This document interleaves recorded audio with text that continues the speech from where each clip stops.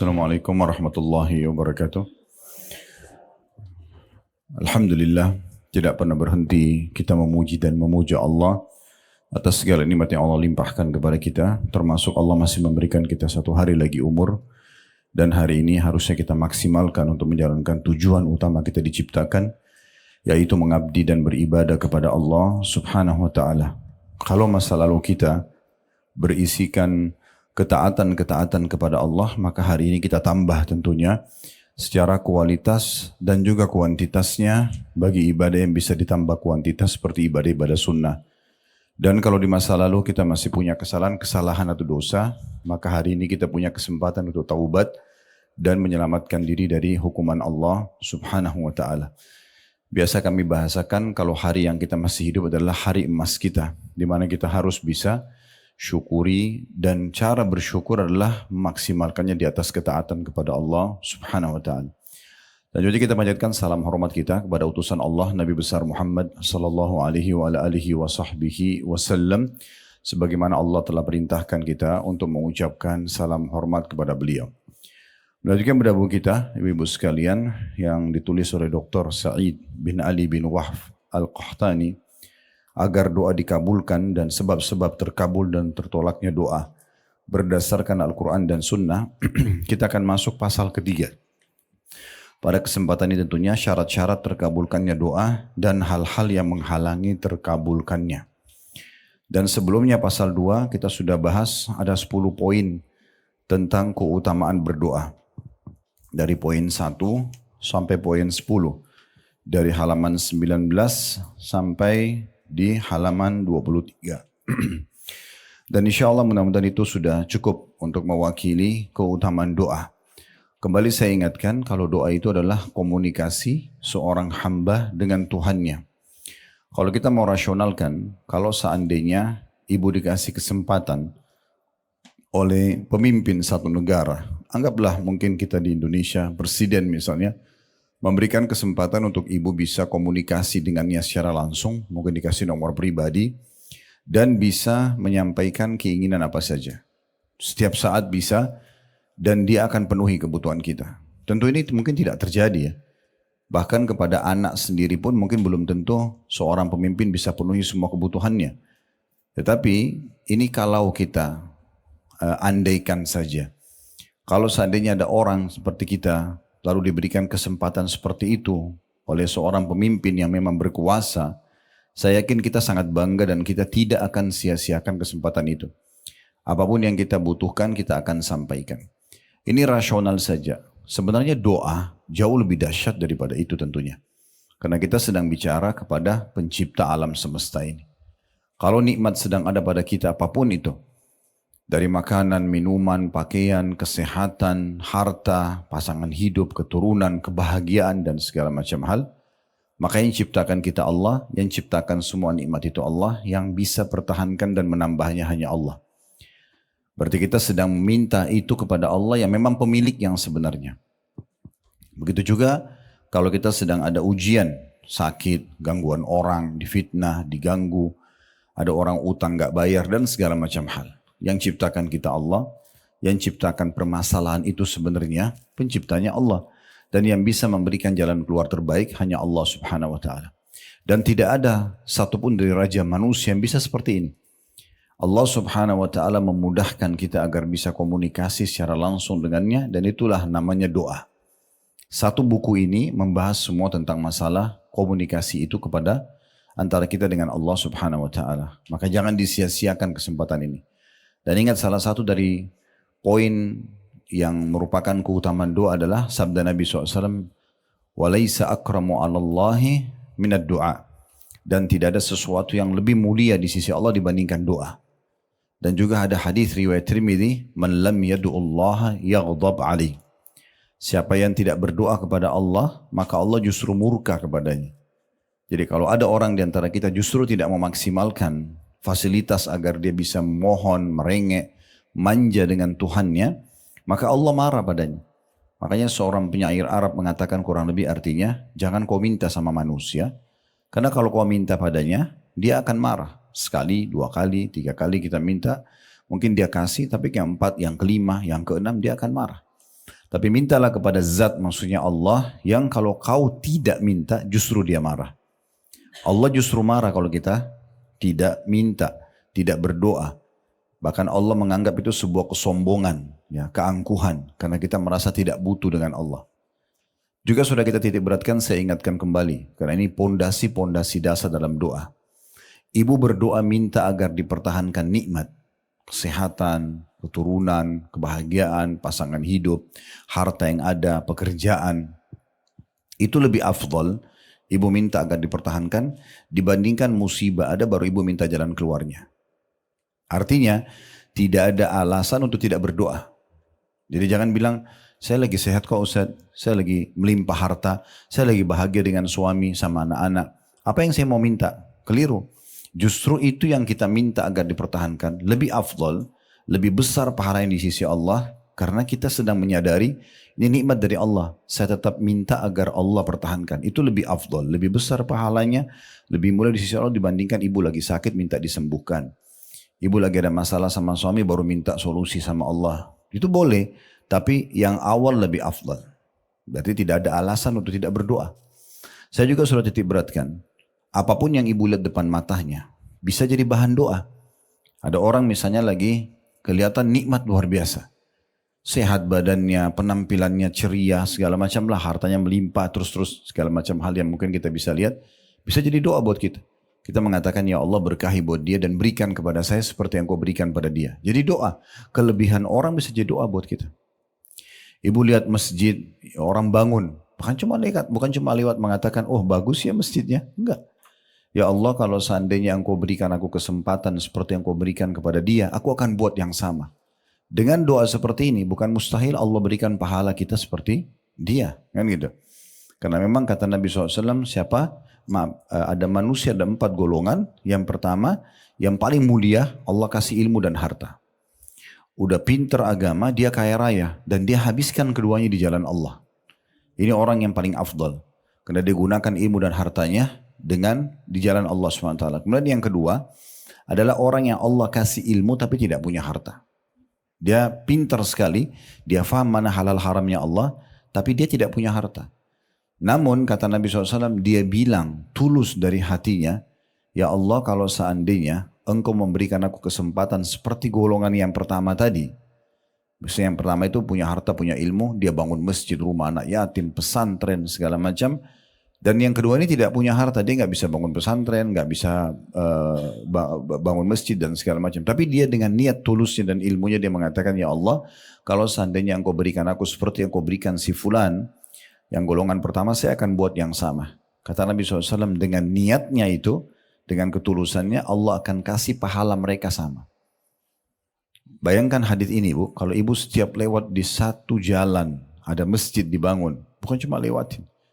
Ya Allah, kalau engkau berikan aku kesempatan seperti orang yang bangun masjid ini, aku akan lakukan juga. Berapa banyak masjid? Di Jakarta Selatan itu kalau tidak salah datanya 2000 lebih ya. Sekitar begitu ya. Seluruh Jakarta itu di atas 12.000, 13.000 masjid dan musola. Berapa banyak kita bisa dapat pahala dengan doa kita itu. Belum kita bicara pesantren, belum kita bicara rumah tahfidz Quran, belum kita bicara semua majelis ta'lim. Orang yang buat majelis ta'lim misalnya, kita belum bisa punya kesempatan, kita berdoa. Berharap kita bisa buat seperti mereka. Setiap kali lihat orang pergi haji dan umroh, jangan cuma bilang, oh dia pergi haji dan umroh ya. Kenapa enggak berdoa? Kenapa enggak jadikan itu momen untuk mendapat pahala yang sama? Ya Allah, kalau engkau berikan aku kesempatan yang sama, aku akan lakukan. Maka sama pahalanya. Kan gitu. Nah ini poin yang tidak boleh luput dari kita berhubungan dengan masalah doa. Dan hati-hati juga dengan golongan ketiga dan keempat. Kalau golongan ketiga adalah orang yang Allah kasih harta tapi tidak punya ilmu. Habis uangnya bangun karaoke, diskotik, foya-foya, judi, mabuk. Misal, dia tidak ada ilmu agama, dia punya harta melimpah. Jadi disalahgunakan hartanya. Ini orang yang buruk kata Nabi SAW. Golongan keempat lebih buruk lagi. Nggak punya ilmu, nggak punya harta. Udah bodoh, miskin. Tapi yang dia lihat golongan ketiga. Yang punya harta, habis untuk maksiat. Maka dia mengatakan, kalau saya punya harta yang sama, saya buat seperti orang ini. Maka sama-sama dosanya. Dia nggak bangun diskotik, dia nggak bangun karaoke, dia nggak judi, tapi sama dosanya karena dia niat ingin seperti orang itu. Kan itu. Jadi poin-poin seperti ini harus betul-betul menjadi pondasi dasar. Ya. Jadi kalau orang punya kelebihan depan mata kita bisa jadikan momen untuk berdoa. Begitu juga kalau orang punya kekurangan. Ada orang cacat salah fisik, ada orang lebih sedikit misalnya kedudukannya di mata masyarakat daripada kita, lebih sedikit hartanya. Kita bisa jadikan doa misalnya, atau ada ujian pada dia. Ya Allah, selamatkan aku selamanya dengan keluarga aku dari apa yang kau ujikan kepada orang ini. Kan bisa jadi doa. Dan kita juga bisa doakan dia, ya Allah, keluarkan dia dari permasalahannya misalnya. Karena memang kalau kita doakan seseorang kebaikan dan Allah kabulkan, misalnya sembuh dari penyakitnya, lunas dari utangnya dan segala macam, maka nanti kalau orang ini keluar dari permasalahan dan kena hasil dari doa kita, selama dia aktivitas setelah keluar dari permasalahannya, kita akan panen pahala dia. Nah ini pondasi-pondasi dasar yang harus difahami dalam masalah doa. Jadi tidak ada alasan untuk tidak berdoa, dan memang dia ibadah yang sangat mulia di sisi Allah Subhanahu wa taala. Karena orang-orang yang berdoa itu berarti orang-orang yang dekat dengan Allah Subhanahu wa taala. Jadi kita kembali ke hadis tadi, laisa syai'un akrama 'alallahi ta'ala minad du'a, tidak ada sesuatu yang lebih mulia terhadap Allah daripada berdoa itu. Itu ada di pasal sebelumnya ya, di pasal kedua, di poin nomor 7, di halaman 21 ya. Itu tentang masalah ya, bagaimana tidak ada yang lebih mulia di sisi Allah daripada doa. Jadi orang kalau sudah berdoa itu berarti orang yang coba berusaha manja dan bergantung pada Tuhannya, dan itu target doa. Sementara tadi yang saya bilang kalau orang tidak berdoa malah Allah marah padanya, lihat di poin 8-nya. Kan gitu. Ini juga sudah kita bahas pertemuan yang lalu ya. Justru orang kalau tidak berdoa Allah marah padanya. Jadi harusnya kita selalu berdoa. Untuk diri kita, lihat kelebihan pada orang lain, minta kita diberikan yang sama. Dan kalau ada musibah sedang menimpa orang lain, kita minta berlindung agar Allah tidak ujikan itu pada kita. Gitu ya. Baik, kita akan masuk sekarang lanjutannya ibu-ibu sekalian. Pasal ketiga berhubungan dengan masalah syarat-syarat terkabulkannya doa dan hal-hal yang menghalangi terkabulnya. Tentu kalau kita tanya diri kita semua apakah kita mau diterima doanya, tentu kita mengatakan iya. Karena setiap kali kita sampaikan, Allah kabulkan. Tentu semua orang mau minta apapun ya. Nah kita harus penuhi syarat. Di dalam bab pasal ini, penulis menulis atau memilih 5 syarat. Yang akan kita coba bedah ya. Mudah-mudahan bisa selesai. Kalau tidak maka beberapa poinnya dulu. Karena ini cukup panjang. Tapi ini syarat penting. Mirip begini Bu. Ibu kalau misalnya mau masuk ke satu kantor untuk bekerja. Dibukalah peluang kerja di kantor A dan kita sebenarnya pengen kerja di situ. Lalu kita hanya lewat dan mengatakan saya pengen kerja di sini. Kita nggak pernah tanya, nggak pernah ikutin syaratnya. Gimana caranya? Syaratnya harus biodata, harus serahkan ijazah, harus dan itu misalnya. Tapi kita nggak pernah. Kita cuma bilang saya mau kerja di situ. Nggak akan ada hasilnya. Nggak akan ada hasilnya. Ya. Itulah pentingnya syarat. Itulah pentingnya syarat-syarat. Makanya ada syaratnya supaya doa kita bisa diterima. Makin ibu penuhi syarat ini, maka makin cepat penerimaan doanya. Kita akan bacakan apa yang ditulis oleh penulis di halaman 25 di pasal ketiga ya. Syarat-syarat terkabulnya doa dan hal-hal yang menghalangi terkabulnya doa dan ta'awudz. Ta'awudz itu dalam kurung mohon perlindungan. Berlindung kepada Allah dari apa yang kita khawatirkan. Itu ibarat senjata kata beliau. Ibarat senjata. Maksudnya tidak ada yang lebih kuat daripada ini. Kalau senjata yang kita pakai berperang Bu, tembak, pistol misalnya atau yang sejenisnya ya, senapan dan seterusnya, itu mungkin jangkauannya terbatas. Kapan dia kita tembakin ke tembok yang kuat, mungkin tembok itu bisa tembus bisa tidak. Belum tentu kena sasaran musuh kita. Tetapi kalau doa itu beda. Apapun bisa ditembus dengan doa. Sampai ke dalam hati manusia yang tadinya mungkin benci kita bisa berbalik menjadi menyukai kita. Misalnya. Atau orang yang jahat bisa jadi baik kepada kita. Atau keadaan kita yang sudah terpuruk. Ekonomi terpuruk, kesehatan terpuruk bisa berbalik menjadi 180 derajat. Menjadi sehat, menjadi kaya. Itu semua hanya doa. Makanya bahasa penulis ini penting sekali ya. Doa minta apapun kepada Allah dan ta'awud, minta berlindung kepada Allah dari masalah yang sedang dihadapin, itu ibarat senjata. Kehebatan senjata bergantung kepada pemakainya. Walaupun senjatanya bagus, tapi kalau yang menggunakan tidak faham, maka juga tidak berfungsi ya. Kita kalau kasih pedang yang tajam, tapi pada anak bayi, dia nggak tahu cara pakainya, kan gitu, nggak mungkin. Atau mungkin handphone lah sekarang, kalau kita kasih handphone anak bayi, dia ngerti apa? Dia nggak ngerti apa-apa, dia nggak tahu nilainya. Bisa ibu-ibu kalau kasih anaknya yang kecil mungkin bisa dibuang handphone itu, dia nggak paham ya nilainya. Jadi memang harus juga tergantung pada pemakainya. Bukan hanya dari ketajamannya saja. Apabila senjata telah sempurna, tidak ada cacatnya, lengan yang menggunakannya kuat, dan juga penghalang tidak ada, niscaya dapat membinasakan musuh. Berkumpul antara senjata yang kuat itulah doa, berkumpul dengan orang yang mau menggunakan senjata itu dan faham, maksudnya dia sering berdoa, dia penuhi syarat-syarat doa itu, maka secara otomatis bisa memenuhi apa yang kita inginkan. Apabila kurang salah satu dari 3 perkara ini, maka pengaruhnya menjadi berkurang juga.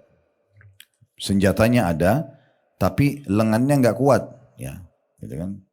Di situ dikatakan begitu ya. Jadi kalau senjata itu tidak ada cacatnya, lengan yang menggunakan kuat dan tidak ada penghalangnya, sempurna bisa melawan musuh.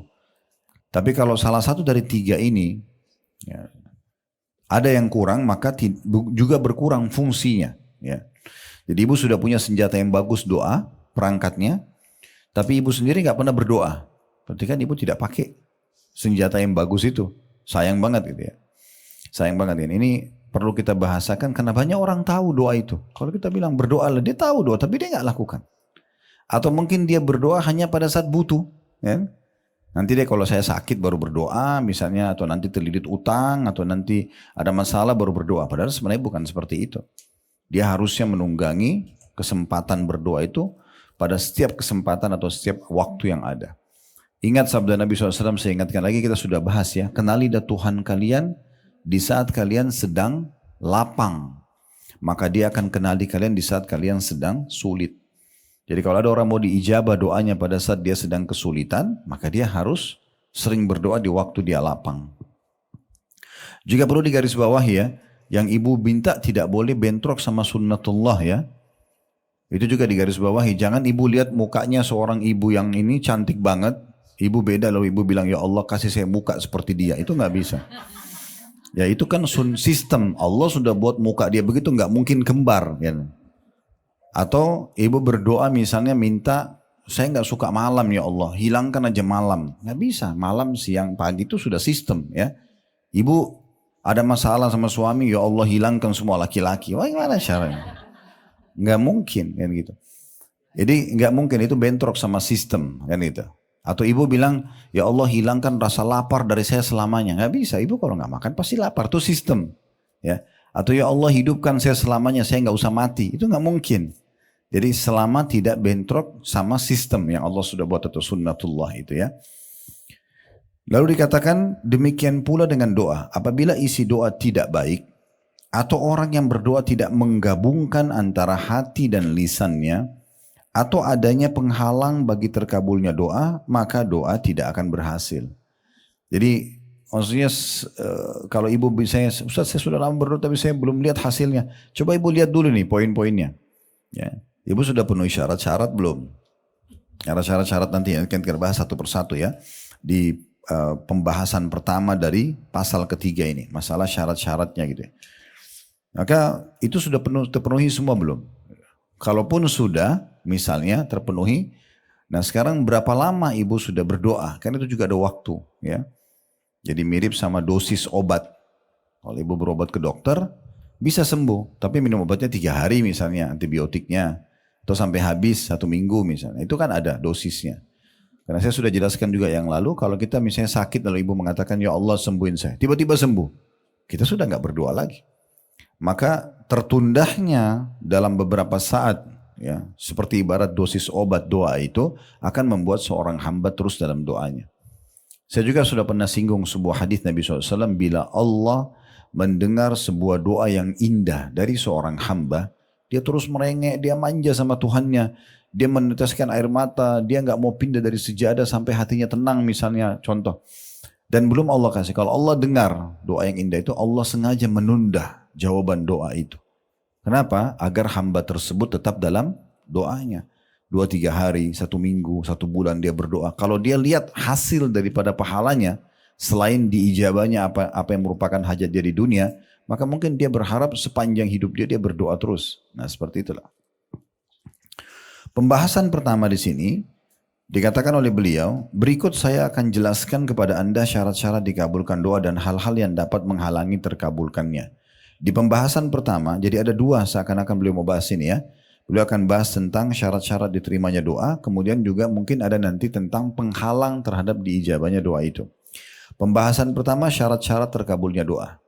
Jadi kalau terpenuhi syarat ini, maka umumnya doa itu pasti akan diterima. Syarat secara etimologi atau bahasa adalah tanda dan alamat. Secara terminologi atau istilah ya, ialah apa yang tidak adanya mengharuskan tidak adanya sesuatu. Tetapi adanya tidak mesti menyebabkan adanya sesuatu dan tidak pula tidak ada secara zatnya. Maksudnya definisi saja. Intinya ibu kan walaupun tidak disebutkan definisi sudah paham apa itu syarat ya. Tidak mungkin terpenuhi apa yang kita inginkan tanpa penuhi syarat kan begitu. Nah itu sebenarnya poinnya. Terus dikatakan syarat-syarat terpenting bagi tergabulnya doa ada yang pertama ikhlas. Nah, di situ dikatakan syarat pertama. Ini tadi saya bilang ya ada kurang lebih 5 syarat yang saya lihat di sini ditulis oleh penulis ya. Itu dari halaman 26 syarat pertama. Itu sampai nanti di syarat yang terakhir, yang kelima itu di halaman 38. Ya. Jadi dari halaman 26 sampai 38 ya 12 lembar gitu ya. 12 bagian bahasan gitu ya. Saya tidak tahu ini bisa kita selesaikan atau tidak, tapi kita coba bahas ya. Karena saya sudah bahasakan ibu-ibu sekalian, target kita bukan menyelesaikan buku. Target kita adalah memahami isi buku. Karena kalau cuma selesaikan buku 1 kali pertemuan saya bisa bacain selesai gitu kan. Tapi bagaimana kita poin demi poin bisa jelas semuanya. Syarat pertama diterimanya doa. Dan syarat untuk diterima semua amal. Wajib ini bukan pilihan. Ikhlas. Ya. Dan ikhlas dikatakan yaitu membersihkan doa dan amal dari segala yang mencampurinya dan menjadikannya hanya untuk Allah semata. Yang tiada sekutu baginya. N-nya besar kata ganti Allah. Tidak tercampur riya. Ingin dipuji oleh orang, tidak pula berbangga-bangga diri. Bahasa Arabnya sum'ah. Saya sudah sekian tahun berdoa, saya sudah bangun sekian banyak masjid, nah gitu ya. Bukan mengharap materi yang bakal sirna dan bukan pula karena berpura-pura berdoa. Melainkan mengharap pahala dari Allah dan takut kepada azabnya serta mengharapkan keridhoannya. Ini 1 paragraf kurang lebih definisi sekaligus penjelasan tentang apa itu ikhlas. Ya, saya ulangi lagi diperhatikan. Ikhlas itu yaitu membersihkan doa dan amal dari segala yang mencampurinya. Ya, dan menjadikannya hanya untuk Allah semata. Yang tiada sekutu baginya. Tidak bercampur riya. Tidak pula berbangga-bangga diri dengan ibadah atau doa itu. Bukan mengharapkan materi yang bakal sirna. Jadi berdoa supaya dibayar orang gitu ya. Karena banyak orang begitu datang berdoa supaya dapat duit, dapat makanan misalnya. Dan bukan pula karena berpura-pura saja. Karena orang lagi diat atau depan kamera, jadi angkat tangan berdoa ya. Seperti biasa dekat Ka'bah itu banyak orang gitu ya. Angkat tangan seakan-akan berdoa lalu difoto sama temannya. Dan depan orang semua lagi. Saya nggak tahu apa maksudnya. Kita mau jabarkan bukan riya. Dari mana gitu. Ya. Karena dia sudah angkat tangan tidak lagi berdoa. Pura-pura gitu. Melainkan dia betul-betul tidak ada semua itu mengharapkan pahala saja dari Allah. Dan juga dia takut kepada siksa Allah kalau tidak berdoa ya. Dan juga mengharapkan keridhoannya. Sesungguhnya Allah telah memerintahkan ikhlas dalam Al-Quran. Salah satu ayatnya atau dimulai dari ayat surah Al-A'raf ayat 29. Qul amara rabbi bil qist wa aqimu wujuhakum 'inda kulli masjidin wad'uuhu mukhlishina lahuddin kama bada'akum ta'udun. Katakanlah, Rabbku menyuruh menegakkan keadilan. Dan katakan pula hai Muhammad, luruskanlah muka atau dirimu di setiap solat dan sembahlah Allah dengan mengikhlaskan ketaatanmu kepadanya.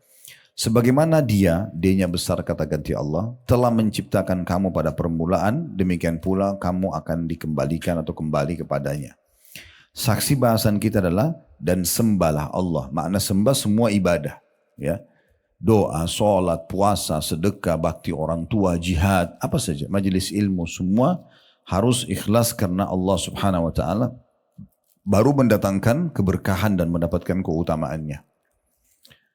Kemudian dari ayat ini tentunya kita ambil dulu pelajaran, ada dua pesan penting di sini dari Allah Subhanahu, atau tiga pesan penting dalam ayat Al-A'raf 29. Yang pertama itu Allah perintahkan berlaku adil, walaupun untuk diri kita sendiri dan orang-orang di sekitar kita. Itu mungkin ada bahasan sendiri bab adil, tapi yang jelas kita disuruh berbuat adil dalam setiap hal. Termasuk kalau ibu-ibu diamanahkan anak-anak sama Allah, tidak boleh dibedain, harus semua sama, laki-laki dan perempuan sama pemberiannya. Ya, mungkin yang sedikit berbeda adalah porsi. Kalau masih bayi sama sudah besar, porsi makanannya beda, misalnya ukuran baju beda. Tapi standar itu tidak boleh.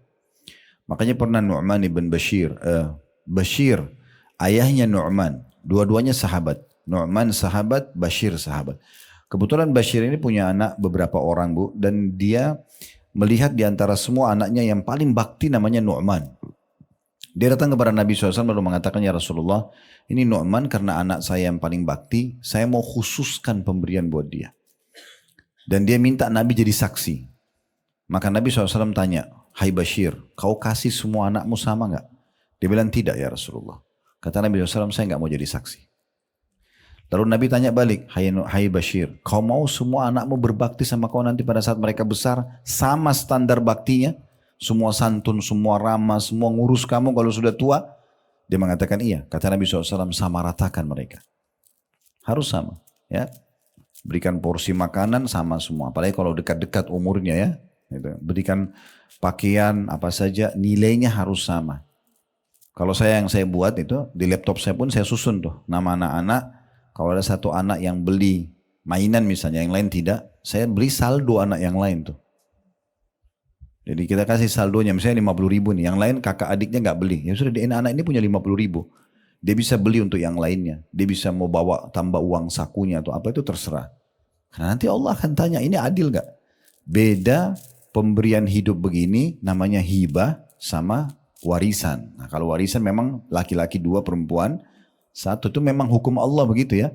Karena anak laki-laki wajib kita nafkahi sampai balik saja, anak perempuan dinafkahi sampai sudah menikah. Sampai menikah gitu kan. Makanya perempuan selalu aman, sebelum nikah wajib dinafkahi oleh ayahnya, setelah nikah wajib dinafkahi oleh suaminya. Anak laki-laki tidak seperti itu, makanya Allah kasih warisan mereka lebih banyak ya, dan tidak boleh dilanggar ini Bu ya. Di negara kita sayangnya semoga Allah kasih hidayah, masih banyak orang yang begitu. Datang mengeluh sama saya, Ustaz, ini kakak saya perempuan gak setuju kalau dia dapat setengah, dia atau 1, kami dapat 2. Nah, itu hukum Allah. Terus saya mau jawab bagaimana? Ya harusnya difahami kalau itu hukum Allah gitu ya. Karena memang perempuan sudah terjamin dari setiap keadaan. Jadi kalau ada perempuan masih gadis misalnya belum nikah, walaupun sampai 40 tahun ayahnya tetap wajib menafkahinya. Jadi makan, minum, tidur tetap dijamin. Setelah nikah suaminya yang atur. Tidak ada sesuatu yang dikhawatirkan gitu kan. Kalau laki-laki gak bisa. Anak laki-laki itu hanya sampai balik. Kalau sudah balik, ibu dan suami masih biaya anak yang sudah balik laki-laki itu sudah sunnah. Bukan kewajiban. Tapi tetap tidak mungkin kita tega gitu ya. Tetapi hukum agamanya begitu. Anak laki-laki itu dia setelah balik itu kayak dia sudah boleh bekerja kan gitu. Nah seperti itu. Itu harus berlaku adil. Ya. Berlaku adil juga untuk diri kita sendiri. Seperti kita mengatur porsi makan, porsi tidur, porsi berolahraga, itu namanya berlaku adil. Ini babnya panjang sekali ya. Tapi Allah perintahkan kita berbuat qist atau keadilan dalam segala hal. Termasuk menengahi orang, jangan karena ini punya hubungan kerabat, lalu kemudian kita bela dia, nggak bisa. Atau ini teman dekat kita, salah ya salah. Ya, dan itu harus kita terapkan dalam hidup kita, biarkan orang lain tahu, oh kalau sama ibu ini saya nggak bisa buat apa-apa, karena pasti yang benar ya benar, ya salah. Nah itu memang pribadi kita seperti itu seorang muslim. Itu pesan pertama. Pesan yang kedua, ini yang disebutkan bahwasanya kita diperintahkan untuk mengikhlaskan niat kepada Allah Subhanahu wa taala dalam setiap ibadah. Sembahan atau cara kita menyembah Allah, berdoa, berzikir, apa saja semua itu ikhlas karena Allah. Pesan ketiga, adanya diingatkan bahwasanya kita semua akan meninggal dunia dan akan kembali kepada Allah Subhanahu wa taala. Pasti akan kita kembali. Sehebat apapun kita jaga kesehatan kita, hidup di tempat yang udaranya asri lah, sehat lah, segala macam, olahraga, tetap mati di saat ajalnya datang gitu ya. Maka itu tidak mungkin kita pungkiri. Tapi memang kita juga tidak boleh putus asa mengatakan, toh kalau saya mau mati ya sudah biar aja, saya nggak usah olahraga, saya nggak usah sehat-sehatan, dan seterusnya, itu juga keliru ya. Jadi kita memaksimalkan hidup kita dengan hal-hal yang baik karena juga akan ada penilaian yang baik. Kenapa jenazah itu kalau mati tetap dimandikan, toh sebentar lagi dimasukkan di kuburan dan dimakan oleh tanah? Karena kita harus kembalikan jasad itu kepada Allah dalam kondisi utuh, baik, sebagaimana Allah pinjamkan kepada kita. Tetap disampoin, pakai sabun, pakai kain kafan yang bersih. Padahal sebentar lagi masuk tanah dimakan sama belatung tanah. Dan kata Nabi SAW, semua jasad kalian akan dimakan oleh tanah kecuali tulang ekor kalian yang darinya nanti Allah akan bangkitkan kalian pada hari kiamat. Tapi yang jadi saksi bahasan tetap dibersihkan jenazah itu. Nah, begitu juga kita masa hidup kan. Kita Allah berikan rasa gerah. Gak nyaman rasanya kalau gerah. Tapi kalau kita mandi segar. Supaya kita jaga badan itu. Kita kalau nggak sikat gigi nggak percaya diri ngomong sama orang. Tapi kalau sikat gigi bersih, rapi, kita jadi percaya diri. Semua kita lebih suka wangi, penataan yang rapi. Dan kita tidak suka justru yang berantakan, bau yang tidak sedap. Orang semua manusia tidak suka. Itu Allah buat fitrah. Supaya kita memang melalui hidup kita dengan hal-hal yang baik-baik. Hidup ataupun meninggal dimaksimalkan. Jangan karena mau mati juga tuh hanya tidak merawat diri. Bukan seperti itu juga ya. Itu yang dimaksudkan. Kemudian firman Allah yang selanjutnya, ini dalil yang kedua tentang masalah ikhlas, surah Ghafir ayat 14, nama lainnya surah Mu'min. Nah, surah nomor 40 dalam Al-Quran ini ya. Kalau Al-A'raf tadi itu ada surah nomor 7. Fad'ullaha mukhlisina lahuddina walau karihal kafirun. Maka sembahlah Allah dengan memurnikan ibadah kepadanya meskipun orang-orang kafir tidak menyukainya. Di sini ada satu pesan dari ayat ini adalah bagaimana kita disuruh ikhlas kepada Allah Subhanahu wa taala, tulus. Walaupun orang kafir tidak suka bisa memiliki dua makna. Makna yang pertama, dia tidak suka karena itu adalah pondasi agama kalian, disuruh ikhlas. Ya. Kalau mereka tidak kenal namanya ikhlas, mereka pokoknya minta bantu orang harus ada imbalannya, gitu ya. Islam tidak mengajarkan itu, Bu ya. Jangan sampai ibu berprinsip seperti itu. Artinya setiap ada orang yang akan berkenalan sama ibu langsung berpikir, saya dapat apa secara duniawi dari orang ini? Kaya nggak? Dapat jabatan nggak? Dapat ini? Itu nggak bisa dalam Islam, nggak ada. Kita disuruh berteman sama semua orang, mau kaya mau miskin ya, semua kita berteman sama mereka. Selama mereka adalah orang-orang yang beriman yang bisa menambah iman kita, kenapa kita tidak berbaur sama mereka? Yang dilarang hanya bergaul sama orang-orang fasik, orang munafik ya. Fasik itu ahli maksiat, hidupnya semua penuh dengan pelanggaran agama. Jangan kita terpengaruh nanti.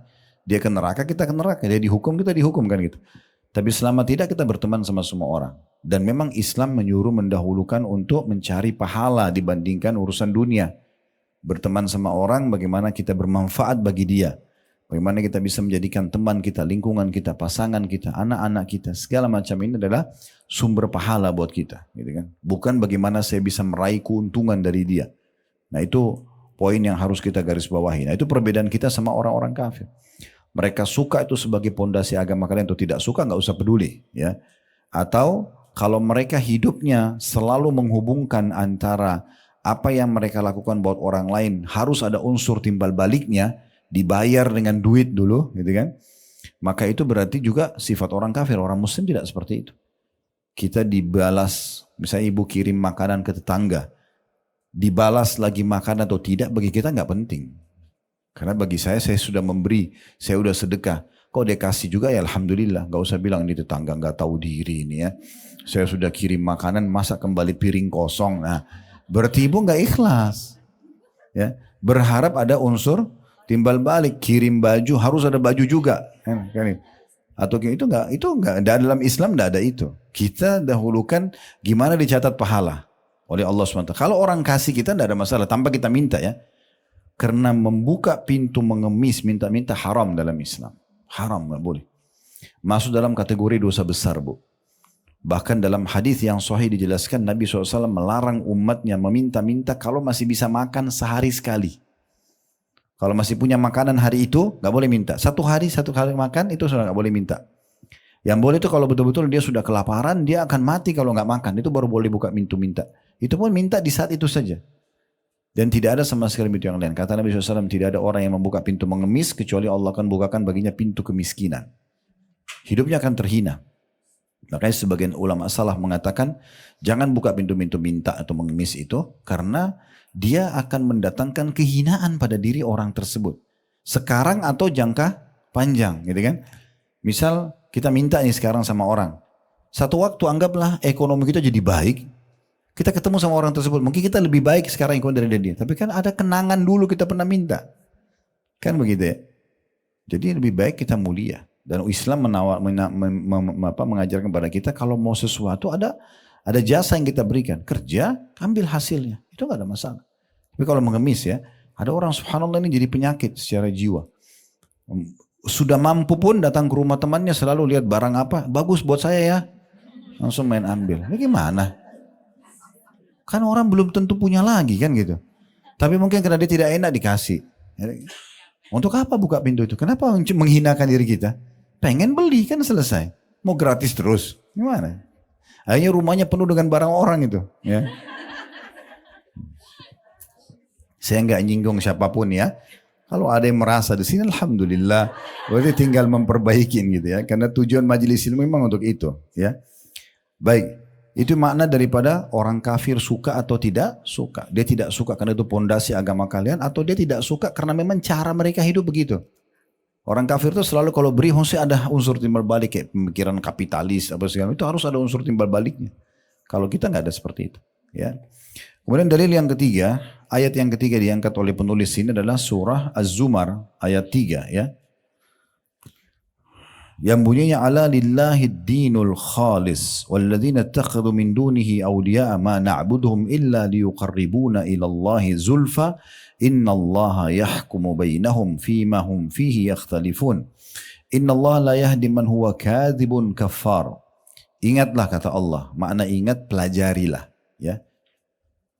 Hanya kepunyaan Allah lah agama yang bersih, maksudnya dari kesyirikan. Kalau mau jadi seorang muslim tidak boleh ada ya mempartnerkan Allah dengan makhluknya.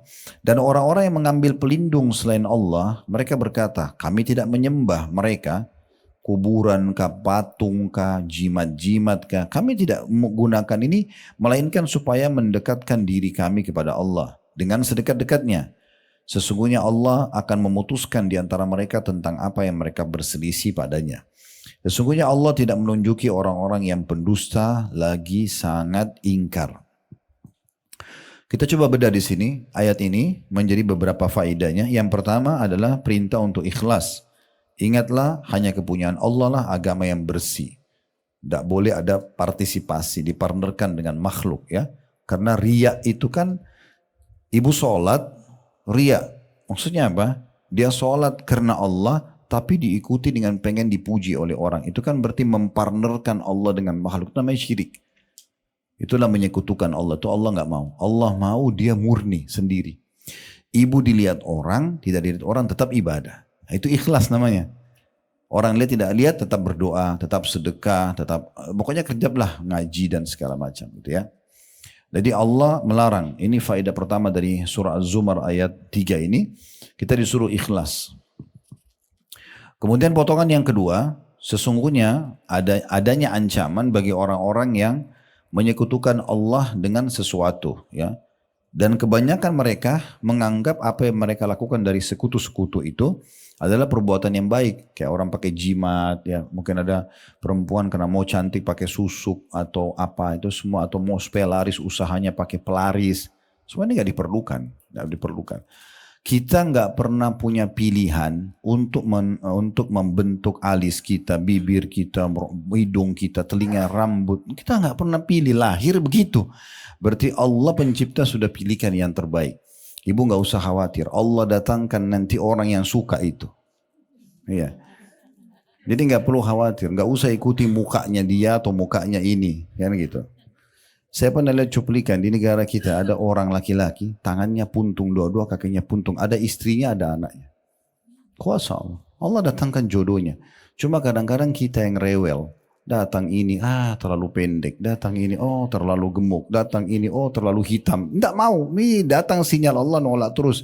Istikharah saja. Kalau hati tenang, bismillah, kita tidak tahu mana yang baik gitu ya.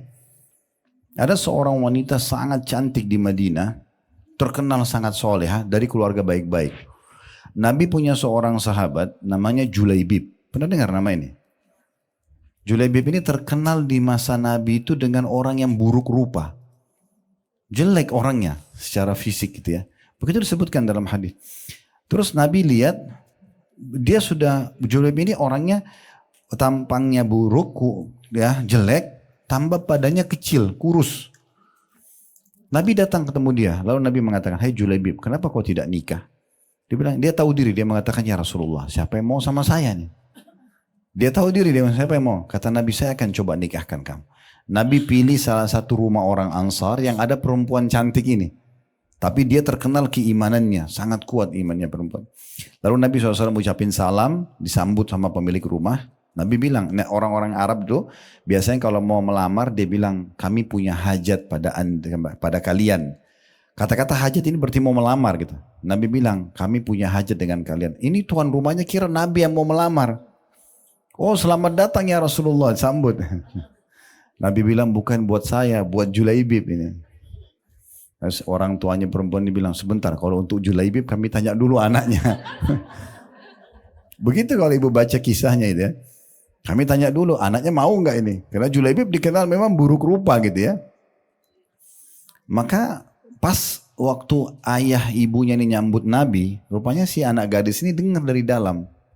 Langsung dia mengatakan, wahai ayah dan ibu, apakah anda berdua akan menolak lamarannya Rasulullah? Ini yang lamarin Nabi nih. Bukan orang biasa. Gak mungkin dia sembarangan datangin orang. Maka karena itu lamaran Rasulullah, nikahkan saya sama Julaibib. Ya. Akhirnya menikah. Baru berapa hari menikah, terjadi perang. Dan Julaibib ikut berperang mati syahid. Dan waktu Nabi ketemukan jenazahnya Julaibib, itu digendong oleh Nabi. Di sebelahnya Julaibib ada 7 orang kafir yang dibunuh sama dia.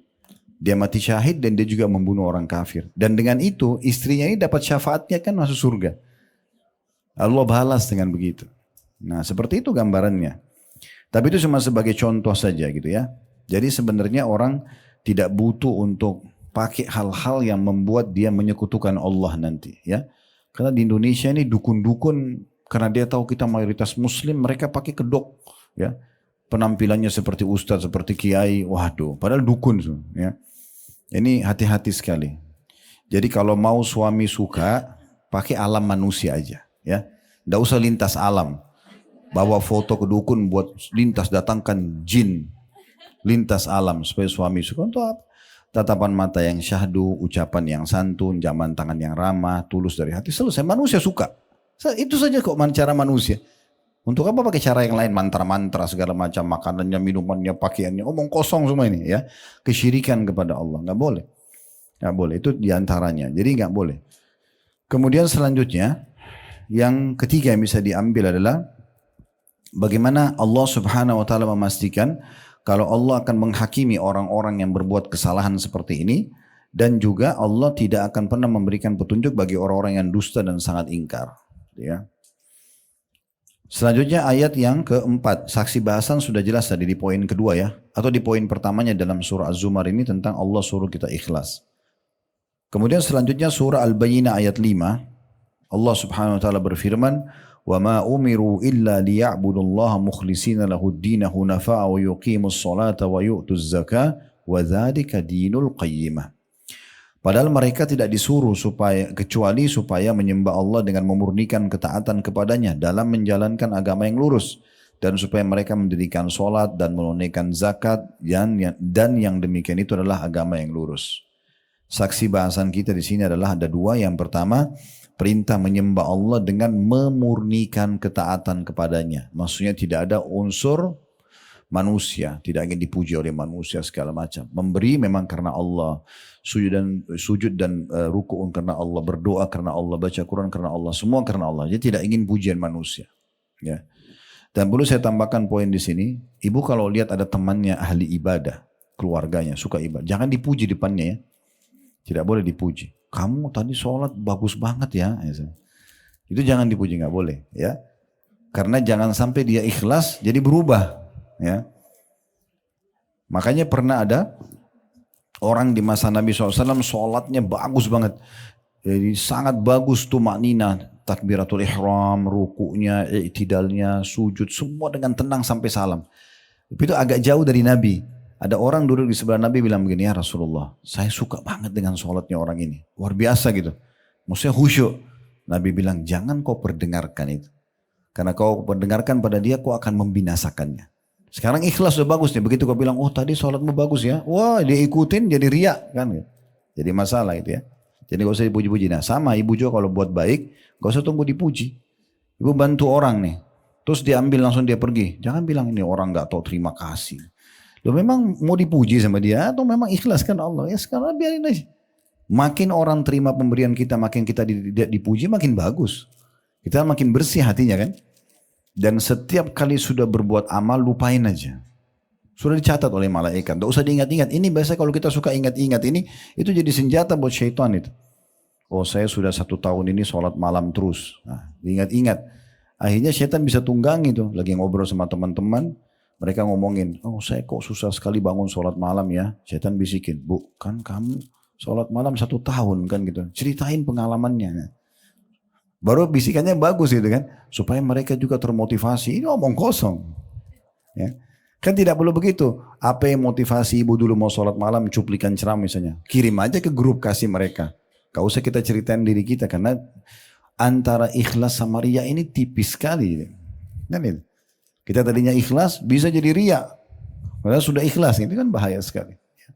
Jadi harus hati-hati sekali masalah itu. Itu poin yang pertama. Poin yang kedua, kita diperintahkan untuk mendirikan sholat dan juga menunaikan zakat. 2 rukun Islam yang sudah masyhur tentunya. Baik, itu tadi 5 ayat Al-Quran yang diangkat oleh penulis sebagai dalil tentang masalah perintah ikhlas. Sekarang kita masuk, beliau mengangkat hadis Nabi SAW. Ya, di situ ada sebuah hadis yang diangkat. Dari Abdullah bin Abbas radhiyallahu anhuma, ini sepupu Nabi SAW, Abdullah sepupu Nabi, Abbas paman Nabi ya, kita bilang radhiyallahu anhuma berarti berdua gitu ya. Karena dua-duanya sahabat. Beliau berkata bahwa suatu hari saya duduk di belakang Rasulullah SAW dan Rasulullah SAW bersabda kepadaku, ya gulam, inni u'allimuka kalimat, ihfadillah yahfaduk, ihfadillah tajidhu tujahak, idha sa'alta fas'alillah, وإذا استعنت فاستعن بالله واعلم أن الأمة لو اجتمعت على أن ينفعوك بشيء لم ينفعوك إلا بشيء قد كتبه الله لك ولو اجتمعوا على أن يضروك بشيء لم يضروك إلا بشيء قد كتبه الله عليك رفعت الأقلام وجفت الصحف. Ya, sebelum saya baca terjemahan ini, hadis yang paling agung berhubungan dengan masalah ya agama kita dan bagaimana menjalin hubungan baik dengan Sang Pencipta Allah Subhanahu wa taala.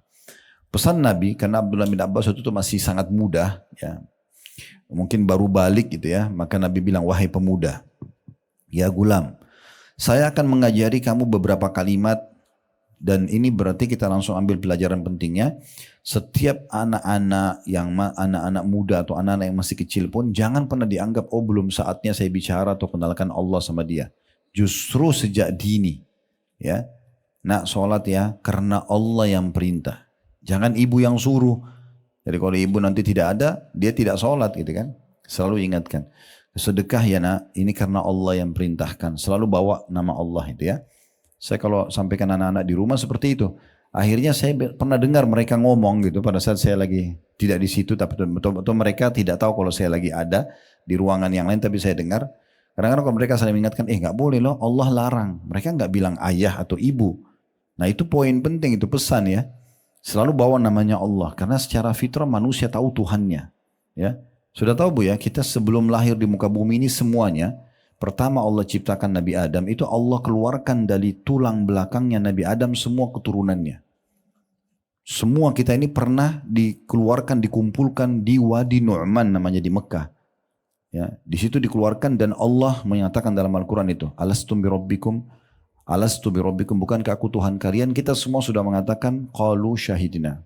Kita semua mengatakan ya, kami menjadi saksi engkau adalah Tuhan kami. Makanya ibu kalau duduk dengerin Allah larang, Rasulullah bersabda, itu kayak mudah kita menerimanya. Karena memang fitrah kita tahu kalau kita punya Tuhan gitu ya. Nah seperti itulah ya. Jadi tidak sulit untuk menanamkan itu apalagi sejak dini kepada anak-anak. Selalu bilang Allah, Allah itu ya. Hai anak muda, saya akan mengajari kamu beberapa kalimat. Nah, ini berarti anak-anak muda mulai diajarkan. Pesannya adalah peliharalah perintah dan larangan Allah. Jagalah hubungan baik dengan Allah. Apa yang diperintahkan kerjakan, jaga wajib atau sunnah, apa yang dilarang haram atau makruh tinggalkan. Niscaya balasannya Allah akan memeliharamu. Allah akan menjagamu juga dari segala macam mara bahaya yang bisa menimpamu. Peliharalah hubungan baik dengan Allah. Di situ terjemahnya sunnah Allah. Sebenarnya hubungan baik dengan Allah lebih tepat ya. Peliharalah hubungan baik dengan Allah. Tentulah engkau akan mendapatinya. N-nya besar. Kata ganti Allah, mendapati Allah di hadapanmu. Kalau kita jaga azan langsung sholat, ya ada kesempatan zikir-zikir, berdoa majelis ilmu, kita jaga hubungan baik dengan Allah, maka Allah selalu ada di hadapan kita. Maknanya selalu bersama kita. Kita butuh bantuan akan dibantu, kita butuh nikmat akan ditambahkan, gitu ya. Apabila engkau memohon sesuatu, maka mohonlah hanya kepada Allah saja. Dan apabila engkau meminta suatu pertolongan, mintalah hanya kepada Allah saja. Ketahuilah, walaupun seluruh umat berkumpul untuk mendatangkan satu manfaat untukmu, tidaklah mereka itu dapat memberimu kemanfaatan kecuali sekedar yang Allah tetapkan untukmu saja. Dan jika mereka berkumpul untuk mendatangkan suatu kemudaratan atau bahaya untukmu, maka tidak juga mereka itu sanggup memudaratkanmu, melainkan hanya sekedar yang Allah telah tetapkan terhadapmu. Qalam atau pena yang dipakai untuk tulis takdir telah diangkat, dan segala lembaran tulisan telah kering tintanya. Hadis ini diriwayatkan oleh Tirmidzi. Hadis ini banyak sekali pelajaran ya. Jadi yang pertama tadi sudah kita sebutkan, saya ingatkan kembali pentingnya menanamkan nama Allah dan menyebut Allah itu di depan anak-anak muda, anak-anak kita ya. Itu kita biasakan mengucapkan itu. Yang kedua, adanya anjuran untuk menjaga hubungan baik dengan Allah. Hubungan baik dengan Allah itu kita jaga perintahnya. Wajib ataupun sunnah. Termasuk sunnah bu ya. Jadi ibu kalau jaga amalan-amalan sunnah kayak sholat sunnah, puasa sunnah, zikir, baca Quran, ini akan memudahkan ibu menjaga yang wajib. Ya. Orang kalau sibuk menjaga yang sunnah, yang wajib terjaga. Ibu biasa sholat duha, sholat malam, sholat qobliyah, sholat ba'diyah, tentu wajibnya akan terjaga otomatis. Ibu biasa puasa Senin Kamis, puasa Ayyamul Bid, misalnya puasa sunnah, maka puasa Ramadan jadi mudah. Ibu biasa sedekah, zakat jadi mudah. Ibu biasa umroh, haji jadi nggak asing, gitu kan? Nah seperti itulah. Jadi kita menjaga amalan yang Allah perintahkan wajib ataupun sunnah. Jangan ibu bilang kan itu cuma sunnah. Ya sunnah juga perintah agama, ya. Dan dia berfungsi untuk menyempurnakan amal wajib yang kurang di hari kiamat. Kemudian juga sama dengan meninggalkan apa yang Allah larang. Bukan cuma sekedar haram tapi yang makruh juga. Contoh makruh, ibu makan dan minum berdiri. Ya, makruh itu artinya kalau dikerjakan tidak berdosa, ditinggalkan berpahala. Apa susahnya ibu tadi kursi duduk? Walaupun ibu minum berdiri boleh saja. Karena hukumnya makruh tidak berdosa. Tapi kalau ibu duduk dapat pahala. Hausnya hilang dapat pahala. Kenapa enggak dilakukan? Kan gitu contohnya. Jadi jangan sampai karena makruh lalu kita mengatakan tidak masalah. Enggak, itu juga termasuk larangan. Ya. Jadi meninggalkan yang haram juga yang makruh. Itu maknanya peliharalah ya hubungan baik dengan Allah dalam kurung perintah dan larangannya. Itu pelajaran yang kedua. Niscaya Allah akan memeliharamu. Ya, pasti kau akan dapat Allah ya selalu menjagamu. Kemudian juga peliharalah hubungan baik dengan Allah, tentulah engkau akan mendapatinya di hadapanmu. Ini masih berhubungan dengan faedah yang kedua tadi. Menjalin hubungan baik dengan Allah akan mendatangkan Allah pelihara kita, Allah selamatkan dari mara bahaya gitu ya. Pelajaran yang ketiga, ini dalam sekali ya, yaitu kalau seandainya ada satu umatnya kayak manusia semuanya, ingin memberikan kepada ibu manfaat, mereka ingin memberikan kepada ibu sesuatu, Nabi SAW bilang, manfaat yang sampai kepadamu itu hanya yang sudah Allah takdirkan. Jadi bukan karena mereka, tapi karena Allah takdirkan, maka sampailah kepadamu. Dan kalau seandainya mereka mau membahayakanmu, mau datangkan musibah, ada orang yang mau mengganggu kita, bukan satu orang, satu negeri. tidak akan menimpamu kecuali yang sudah Allah catatkan untukmu. Memang takdirnya kita harus sakit di saat itu, kita harus tabrakan di saat itu, memang begitu. Jadi bukan karena orang-orang, itu cuma sebab saja. Itu cuma sebab. Berarti memang semua bersumber dari Allah Subhanahu wa taala. Kita tidak perlu jauh-jauh untuk mencari sebabnya gitu ya. Itu poin yang ketiga. Dan poin yang keempat, sesungguhnya semua takdir sudah dicatat dan semua sudah kering. Artinya di Lauhil Mahfuz sebelum kita diciptakan, ibu-ibu sekalian, semua sudah dicatat. Ini yang kita kumpul hari ini, belajar di sini, ini sudah tercatat di Lauhil Mahfuz. Kita mungkin tahun lalu, bulan lalu tidak tahu kalau kita mau ketemu di sini misalnya. Tapi ini sudah dicatat sama Allah. Allah tahu besok ini kita mau makan apa, kita akan pakai baju apa, sampai kita mati, Allah sudah catat di Lauhil Mahfuz dengan keluasan ilmu Allah. Itulah namanya takdir. Allah tidak paksakan. Ya. Ada sistem yang Allah buat, memang kita nggak bisa ikut campur. Pergantian siang malam, ya, kita lahir dari rahim ibu siapa, kita meninggal kapan, itu nggak bisa kita campur. Tapi ada namanya af'al ibad, sikap dan perbuatan yang kita lakukan dalam keseharian. Ibu hari ini semua yang pakai baju ini, pilih baju ini, itu kan pilihan kita. Ibu di lemari mungkin banyak pilihan bajunya, tapi ibu pilih baju ini itu kan berarti pilihan kita. Tadi mungkin waktu makan siang, ibu pilih makan, ada pilihannya ibu pilih makanan yang B, bukan yang A misalnya, itu pilihan. Ini Allah sudah tahu semua apa yang kita mau pilih dan dicatat di Lauhil Mahfuz. Jadi Allah itu nggak paksa kita. Di antaranya jodoh ya. Jodoh itu pilihan hamba. Makanya ibu kalau punya pilihan mau nikah sama A, B, C, ibu pilih C, itu kan pilihan ibu. Jangan bilang, oh ini Allah jodohin sama saya. Nah ibu yang pilih gimana? Kan itu. Ibu kan masih punya opsi lain, mirip dengan pilih baju, mirip dengan pilih pekerjaan, mirip dengan pilih berteman, sama itu. Kan itu juga sama. Tapi kalau kita pilih si fulan sebagai pasangan kita pilih makanan ini sebagai makanan kita hari ini, itu Allah sudah tahu dicatat di Lauhil Mahfuz. Itu tidak akan pernah berubah, tidak akan pernah berubah. Itu yang dimaksud dengan di sini, pena yang mencatat takdir itu sudah diangkat dan yang ditulis itu sudah kering tintanya, nggak bisa berubah lagi. Itu makna daripada penutupan hadis di sini. Kemudian dikatakan memohon kepada Allah berarti berdoa kepadanya dan mengharapkannya sebagaimana firman Allah Subhanahu wa taala, was'alullaha min fadlih innallaha kana bikulli syai'in alima. Dan mohonlah kepada Allah sebagian dari karunia-Nya. Sesungguhnya Allah itu Maha mengetahui segala sesuatunya.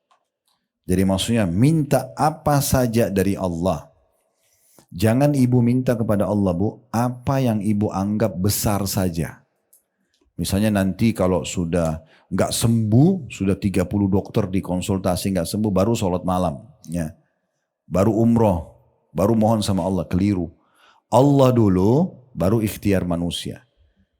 Perhatikan kita disuruh berdoa kapan? Sebelum memulai aktivitas. Berdoa sebelum makan, berdoa sebelum tidur, berdoa sebelum keluar rumah, itu kan doa sebelum. Nah itu yang kita lakukan. Jadi sebelum berobat berdoa dulu, libatkan Allah. Nanti Allah mudahkan dokter yang cocok, resep yang cocok. Makanya resep dokter itu cuma tertulis semoga lekas sembuh, nggak ada. Anda pasti sembuh itu nggak ada. Ya. Jadi yang sembuhin kita itu Allah, sebabnya mereka saja. Kalau Allah nggak mau sembuh, nggak akan sembuh. Biar kita konsul sama dokter terbaik pun nggak akan sembuh. Kan begitu poinnya. Jadi ini menguatkan hubungan kita dengan Allah Subhanahu wa taala. Kalau Allah itu pengatur segala sesuatunya. Makin kuat keyakinan seperti ini atau akidah kita, maka makin mudah kita melalui kehidupan. Kita kalau lagi senang menciptakan kita Allah, ciptakan itu juga Allah, kita bisa ya menikmatinya dan menambahnya dengan izin Allah. Kalau ada musibah, bahkan ada yang kita takuti depan mata kita, hewan yang buas misalnya, gempa bumi, apalah segala macam, atau penjahat, Allah yang ciptakan mereka. Allah bisa membalik keadaan mereka menjadi ya baik kepada kita.